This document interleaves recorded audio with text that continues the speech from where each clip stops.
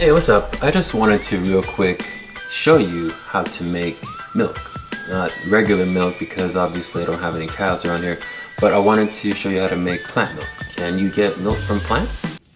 Oh yeah, you can milk anything with nipples. Okay. Yeah, you can. The kind of milk I usually drink is almond milk. Almond milk is pretty good. You can get it at the store just about anywhere now, but you just gotta be careful of what's in it. Sweeteners, natural flavors, which is MSG. For those that don't believe me, just look it up for yourself. This one is an unsweetened brand. There's no artificial flavors in anything, and the list is short. The ingredient list is short anyway. But a better way to get your milk needs is, I think, making your own. Do you ever think about what makes milk milk? Why does like rice milk not have the same feel as milk milk? Well, it's the cream, the fatty texture. Rice doesn't have any fat, so you just have basically rice water. What I usually do is I make something called cashew milk.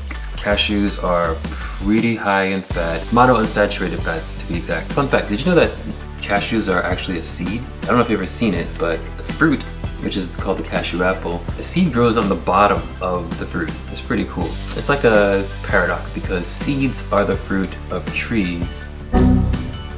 Something like that. No, all seeds are a nut, but not all nuts are seeds.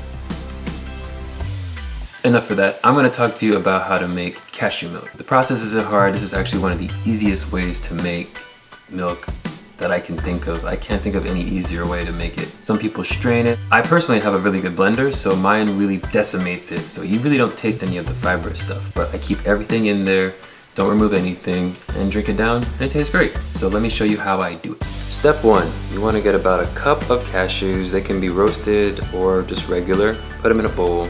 Sometimes you can do it for about an hour. I like to do mine overnight, so I usually cover it with saran wrap or foil. 2, drain off all the water, just slightly rinse in a few hours, whatever is good for you.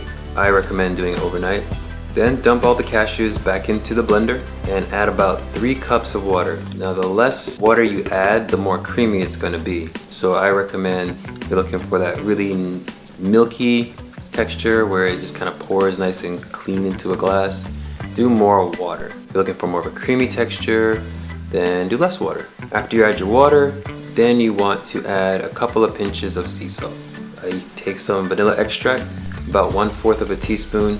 I like this because it gives it more body, it enhances the flavor. You might have a different way of tasting things out, so I'd say just try it out for yourself and see what works for you. Make it your own. Whatever kind of flavor profile you like with your milk, try it with cashew milk. Then you want to blend. And I have one of these fancy Instapot blenders where it has like a setting for everything you can think of. Mine has a nut/oat milk setting, so I smash that button and it blends for about 5 minutes. I usually use about a 24 to 32 ounce jar, but you can break it up into smaller jars if you want to.